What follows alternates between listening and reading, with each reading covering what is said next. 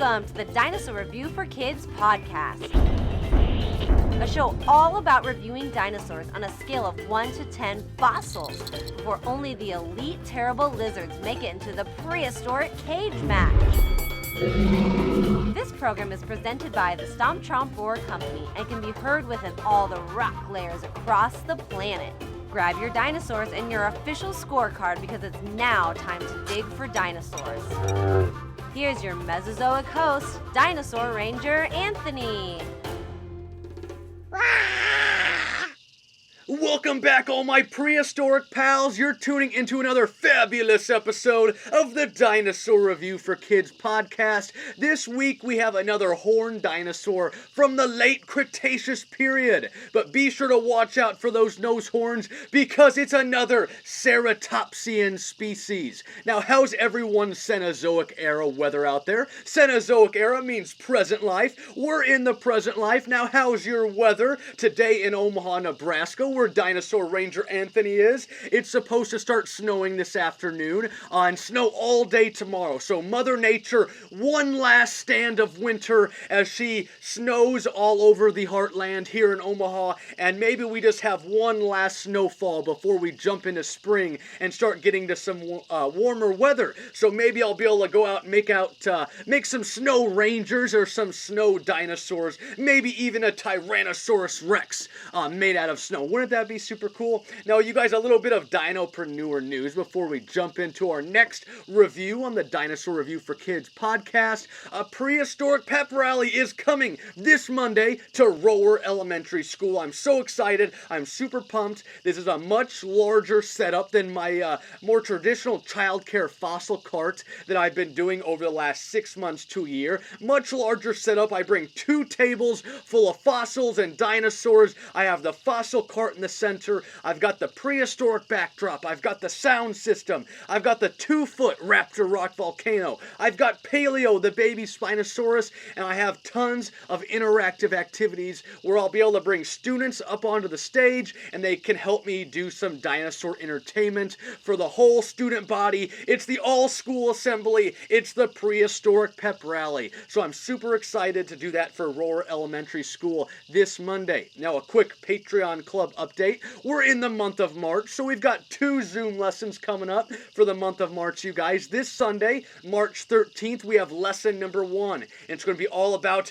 the Titanoboa, or the Titanic boa. You know, my Patreon Club members, they know I'm not a very big fan of snakes, but they requested it. They wanted to learn more about the Titanoboa. So this Sunday, March 13th at 1 p.m. Central Standard Time, we will be doing a lesson on the Titanoboa. Then Sunday, March 20th, just a week after, we'll be doing Zoom lesson number 2, and this one will be all about dinosaurs from Ireland. We'll talk about some of the dinosaurs they find on the island of Ireland, the country of Ireland, and maybe even we'll see a leprechaun or 2. That lesson is also at 1 p.m. Central Standard Time. So, Titanoboa March 13th, and dinosaurs from Ireland on March 20th. Go ahead and check out my Patreon Club at patreon.com/StompChompRoar. You can become a Triassic Squad member, a Fossil Hunter member, or a Raptor Pack member. Check out all those awesome tiers and see the benefits and perks each tier has to offer, you guys. We're having tons of fun on the Patreon Club. Now, a couple of quick shout outs before we begin. Happy birthday to Keenan and happy birthday to Will. I went and visited your guys' birthday parties this last weekend, had tons of fun, educating and entertaining all your friends and family about prehistoric life. I hope you guys had a great time learning more about dinosaurs, playing some prehistoric games, and doing some crafts with a Stomp Chomp Roar birthday party. We also did a Zoom lesson for a birthday party for a family. I believe they were out in California, so shout out to you guys as well. Yesterday, we went and visited Creative Beginnings Childcare, had tons of fun entertaining and educating all those kiddos about prehistoric life out at that child care. And then today, here in just about 2 hours, we'll be visiting Apple Tree Orchard Preschool and Child Care. We're going to visit them the next 2 days, today and tomorrow. So hopefully tomorrow's snow doesn't impact our visit in any way. So shout out to all you guys for bringing us to your birthday parties, your child cares, and bringing us today to the Apple Tree Orchard Preschool and Child Care. Now, you guys, have you filled out your own scorecard yet? Have you gone to stompchomproar.com, clicked on that Science Lab tab? You saw the review, the post for the Dinosaur Review for Kids podcast, and you printed off your own official scorecard. You might have reviewed with me. You might have reviewed your own dinosaur species, but if you have done a scorecard in the past, make sure to go to facebook.com, search for the Dinosaur Review for Kids Facebook group, and you can go ahead and post your scorecard for me and all the group members to see. I'd love to see your scorecards and see what kind of score you came with on a dinosaur species that maybe I've done, or maybe you went and reviewed your own dinosaur species. So right now, you guys, it is time to begin our next review on our next species on the Dinosaur Review for Kids podcast.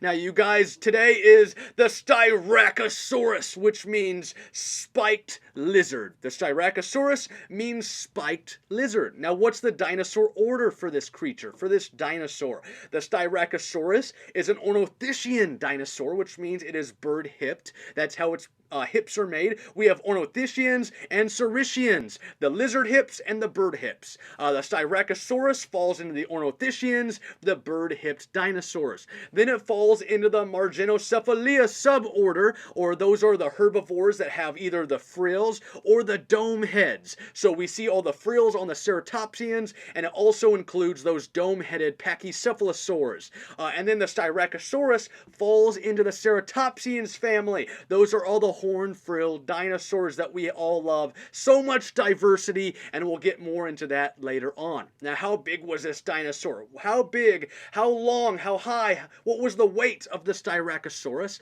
Well, Styracosaurus is up to 18 feet long and up to 6 feet high. Just a little bit higher than I am. And it's up to 3 tons. Way bigger than I am. I'm not 3 tons. I might be 1 ton, but not 3 tons.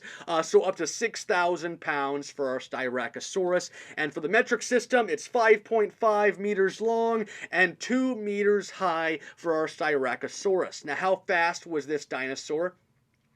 The Styracosaurus is up to 20 miles per hour, so it's a very speedy ceratopsian. It's a quadrupedal dinosaur, which means it walks on 4 legs, a little quicker than our Triceratops, so it's going to be able to maybe get out of danger a little bit quicker than some of those more bulky ceratopsians. Now, what was the weapons or defense of this dinosaur? What other characteristics did our Styracosaurus have?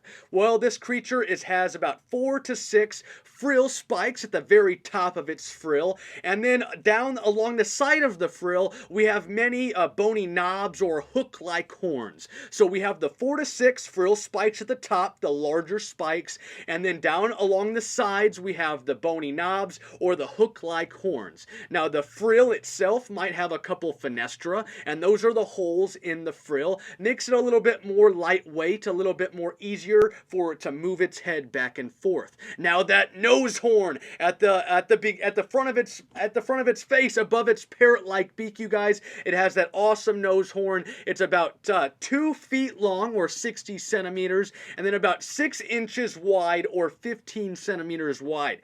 So the nose horn is going to be its main weapon, its big defensive weapon that it can use against maybe a carnivore coming to attack the herd. So it's going to be obviously use that nose horn, maybe even a little bit of herd battles, some inner herd fighting between the males maybe.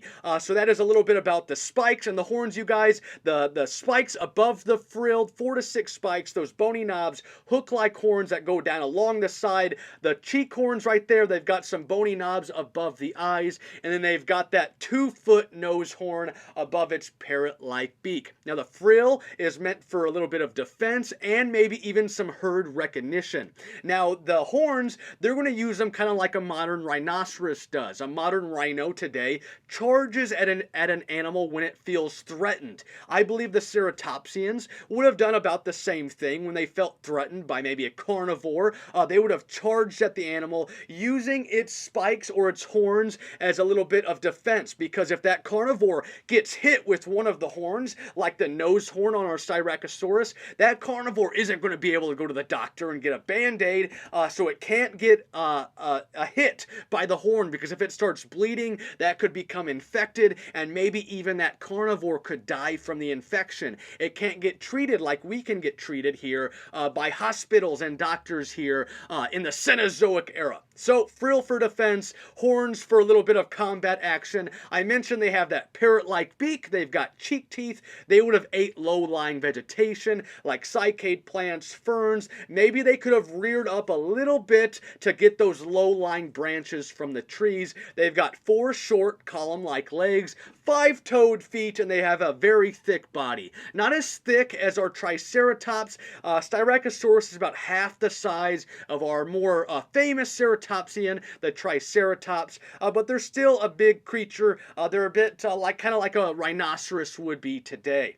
Now, they're herding herbivore, and they hatch from eggs like all the other dinosaurs do. So that is a little bit of our characteristics about our Styracosaurus. Now, when did this dinosaur live, and how long did this species live during the Mesozoic era? Well, the Styracosaurus is clocking in at 77 to 70 million years ago in the fossil scale, in the fossil record, during the late Cretaceous period. And it lived in western North America, all the way from Alberta, Canada, down to Arizona, the state of Arizona, and southwestern United States. It was found and named in 1913 by Lawrence Lamb, and they found a bone bed of over 100 fossils of the Styracosaurus down in Arizona, so it gives us a little bit of evidence about maybe some migration patterns from Alberta down to Arizona. So you guys, that is a little bit more about our Styracosaurus. Remember, it's about half the size of a Triceratops, up to 18 feet long,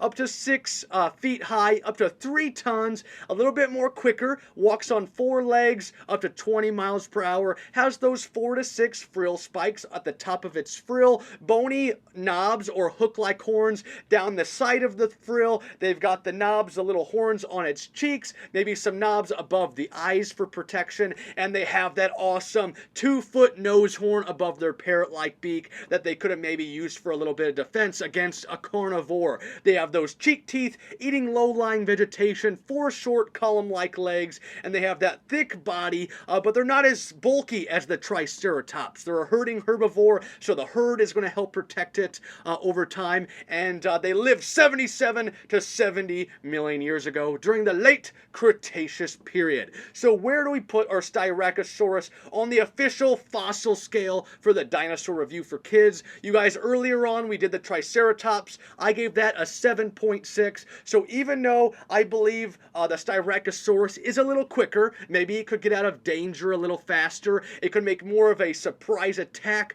but it's not, it doesn't have those 2 horns above its eyes, above its brows. Those 3-foot horns above the brows, I believe, are a little bit more better of a defensive weapon than the 2-foot horn above the nose on the Styracosaurus. The Triceratops can charge at the animal, hit it, give it more of an impact with that larger body. That bigger weight is going to give more of an impact, more of a blow, like a football player tackle to the carnivore. The Styracosaurus is really going to have to maneuver its head, swoosh down, swoosh back up to be able to hit the animal with that nose horn that the Styracosaurus has. So I believe the Triceratops is going to have a little bit better, more of an advantage on our official scale, but our Styracosaurus, still a very cool ceratopsian. I'm going to give it today a 7.3. 7.3 on our official fossil scale for our Dinosaur Review for Kids podcast, you guys. 7.3 for the Styracosaurus. Still a very good score. I love it. Ceratopsians have really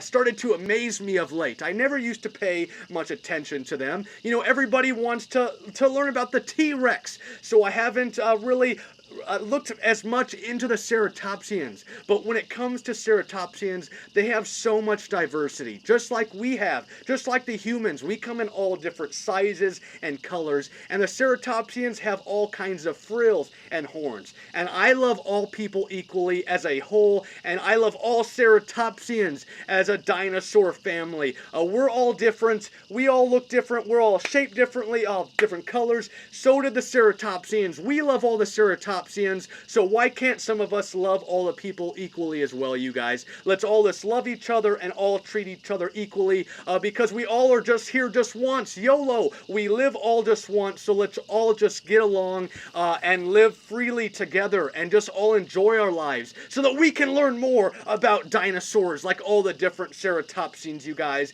And diversity, well, that is, what does that mean? That means you're being, it means to be diverse, or being of a variety. We all have a variety of different characteristics, and let's us all get along together because we're all here for just this one ride that we call life. We just want to be here to learn more about dinosaurs, right? So you guys, what is a quick joke before we log off today? What type of floor does a Styracosaurus build in its kitchen? What type of floor does a Styracosaurus build in its kitchen?